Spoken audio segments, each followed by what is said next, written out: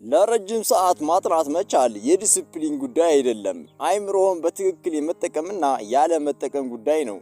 አብዛኛዎቹ ተማሪዎች የሚደክሙት ለረጅም ሰዓት ስለሚያጠኑ እንደሆነ ያስባሉ። ነገር ግን እውነተኛ ምክንያቱ እሱ አይደለም። ጥናት አድካሚ ሆኖ የሚሰማን ደካማ የሆነ የአጠናን ስልትን ስለምንጠቀም፣ ከፍተኛ በሆነ የአይምሮ ጫና ምክንያትና ትክክለኛ እረፍት ባለማድረጋችን የተነሳ አንጎላችን ኃይሉን በፍጥነት ስለሚያሟጠጥ እንጂ በራሱ በቆይታው ርዝመት ብቻ አይደለም። በዚህ ቪዲዮ ያለምንም ድካም ለረጅም ሰዓት እንዴት ማጥናት እንደምትችሉ ቀላል ዘዴዎችን በመጠቀም አሳያችኋለሁ።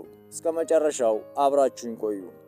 ወደ ዝርዝር ጉዳዮች ውስጥ ከመግባታችን በፊት በመጀመሪያ ጥናት ለምን ያደክመናል የሚለውን እንይ። የሰው ልጅ አንጎል ያለማቋረጥ ለረጅም ሰዓት እንዲሰራ ዲዛይን አልተደረገም። ያለምንም እረፍት ዝም ብለህ የምታጠና ወይም ብዙ ነገሮችን በአንድ ጊዜ የምታቀላቅል ከሆነ የአትኩሮት ስርዓትህ ወይም ፎከስ ሲስተም ከፍተኛ ጫና ውስጥ ይወድቃል።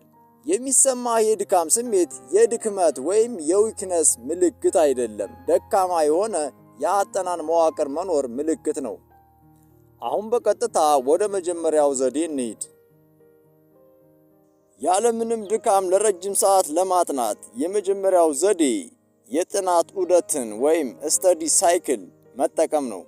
የሰው አንጎል ከማያቋርጥ ረጅም የጥናት ሰዓት ይልቅ ከ60 እስከ 90 ደቂቃ ባለ የትኩረት ዑደት ውስጥ ወይም ፎከስ ሳይክል ውስጥ የተሻለ መስራት ይችላል። የጥናት ዑደት ማለት የምናጠናበትን የጊዜ እርዝመት ከ40 እስከ 50 በሚሆኑ ደቂቃዎች ከፋፍለን የምናጠናበት ስልት ነው። በምታጠኑበት ጊዜ ምን እንደምታደርጉ ልንገራችሁ። በመጀመሪያ ከ40 እስከ 50 ደቂቃ ያህል በአትኩሮት አጥኑ። ከዚያ የ10 ደቂቃ እረፍት ውሰዱ። ይህንን ሂደት እየደጋገማችሁ ተጠቀሙበት። ድካም እስኪሰማችሁ ድረስ ግን አትጠብቁ። ከመድከማችሁ በፊት ጥናቱን አቁሙና እረፍት አድርጉ። ይህንን ማድረግ ብቻ በቀን ውስጥ የምታጠኑበትን ጊዜ በእጥፍ ሊጨምረው ይችላል። አሁን ደግሞ ወደ ሁለተኛው ዘዴ እንሂድ። ሁለተኛውና ያለ ድካም ለማጥናት የሚረዳን ዘዴ አክቲቭ ስተዲ ሜቶድን መጠቀም ነው። ፓሲቭ የሆነ የአጠናን ዘዴ ወይም ፓሲቭ ስተዲ ሜቶድ ኃይልን በፍጥነት ያሟጥጣል። ስለዚህ በምታጠኑበት ጊዜ እነዚህን ነገሮች አስወግዱ።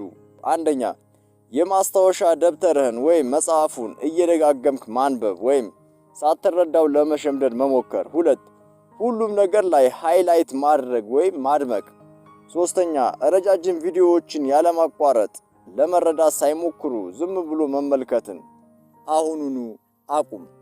ይህ አጠናን ፓሲቭ ስተዲ ሜቶድ ይባላል።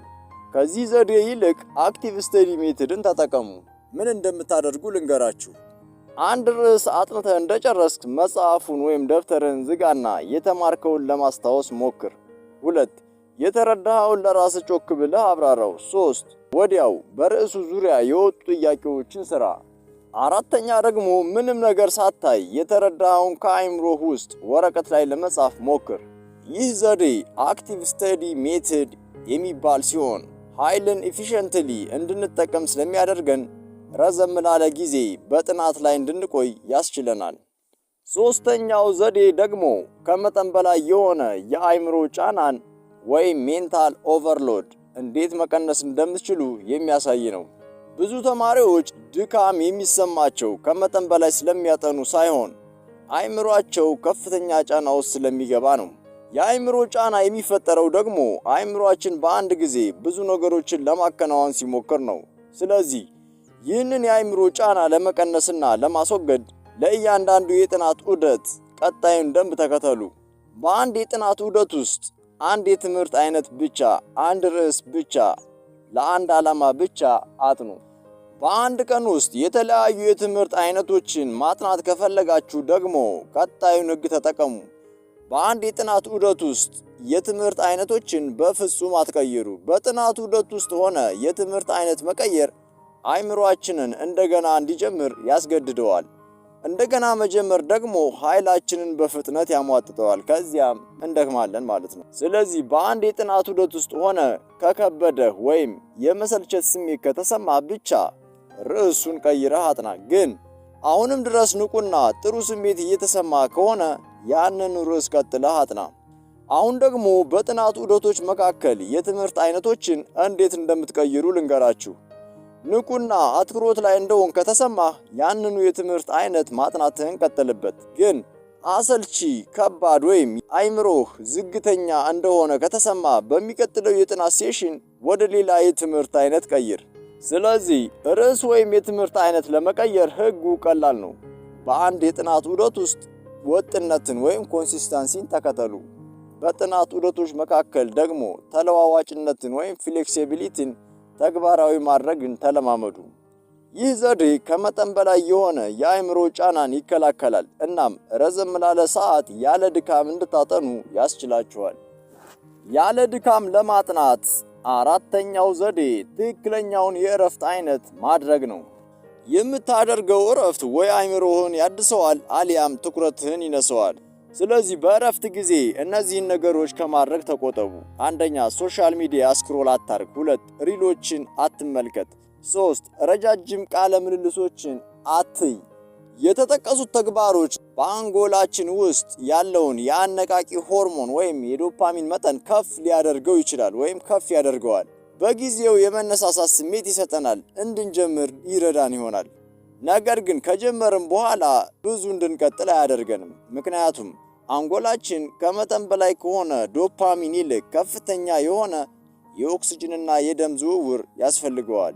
ይህንን እንዲያገኝ ታዲያ በእረፍት ጊዜ ቀጣዮቹን ተግባሮች ማድረግ አለብን። አንደኛ፣ ቢያንስ ለ5 ደቂቃ ያህል ወክ ማድረግ። 2 ሰውነታችንን ማዝናናት ስትረች ማድረግ። 3ኛ ደግሞ በቂ ውሃ መጠጣት አለብን። እነዚህ ተግባሮች አንጎላችን በቂ የሆነ የኦክሲጅንና የደም ፍሰት እንዲኖረው ስለሚያስችሉት በኃይል ተሞልተን ወደ ጥናት እንድንመለስ ያደርጉናል።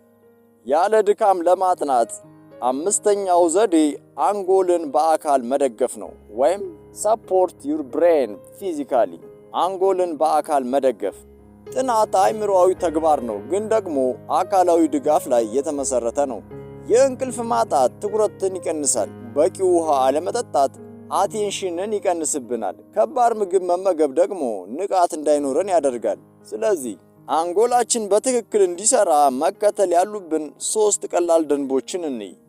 የመጀመሪያው በቂ እንቅልፍ ማግኘት ነው። 2ኛ በየጊዜው ውሃ መጠጣት። 3ኛው ደግሞ ከረጅም የጥናት ክፍለ ጊዜ በፊት ከባድ የሆኑ ምግቦችን አለመመገብ፣ ቀለል ያሉ ምግቦችን መመገብ። ስለዚህ ለረጅም ሰዓት ማጥናት የምትፈልግ ከሆነ እነዚህ 3 ነገሮች እንደ አማራጭ የምታያቸው አይደሉም፣ በቀጥታ ትኩረትህን የሚነኩ ጉዳዮች ናቸው። በመጨረሻ ለረጅም ሰዓት ያለ ድካም ለማጥናት 3 ቀላል ሲስተሞችን ልንገራችሁ። የመጀመሪያው ፕሪፓሬሽን፣ ጥናት ከመጀመር በፊት ተዘጋጅ። ምን እንደምታጠናና ለምን እንደምታጠና ግብ አስቀምጥ። ምቹ የሆነ የጥናት ቦታ ምረጥ። ለጥናት የሚያስፈልጉ ቁሳቁሶችን አዘጋጅተህ ያዝ። ሁለተኛው ሲስተም ትኩረትህን ጠብቀህ አጥና። ትኩረትህን ጠብቀህ ለማጥናት የጥናት ዑደትንና አክቲቭ ስተዲ ሜቶድን ተጠቀም። ሶስተኛው ሲስተም ደግሞ ማገገም ይባላል፣ ሪከቨሪ ማለት ነው። በእያንዳንዱ የጥናት ዑደት መካከል የምታደርገው እረፍት ሰውነትህ እንዲያገግም ያደርገዋል። ስለዚህ ትክክለኛውን እረፍት አድርግ። ይህን ሲስተም በየቀኑ እየደጋገምክ ተጠቀምበት። ጠቅለል ስናደርገው ረጅም ሰዓት ማጥናት ማለት የበለጠ መግፋት ወይም ብዙ ሰዓት መቆየት ማለት አይደለም። አይምሮህን በትክክል መጠቀም መቻል እንጂ።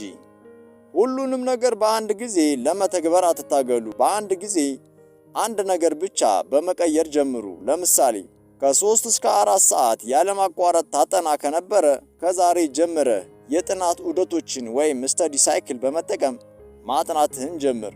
ይህ ቪዲዮ ጠቃሚ ሆኖ ካገኛችሁት ቪዲዮውን ላይክ እና ሼር ማድረጋችሁን አስታውሱ። በቀጣይ ሌላ ጠቃሚ ቪዲዮ ስለቅ ቶሎ እንዲደርሳችሁ ደግሞ ቻናሉን ሰብስክራይብ በማድረግ ቤተሰብ ይሁኑ። ስለተከታተላችሁኝ አመሰግናለሁ።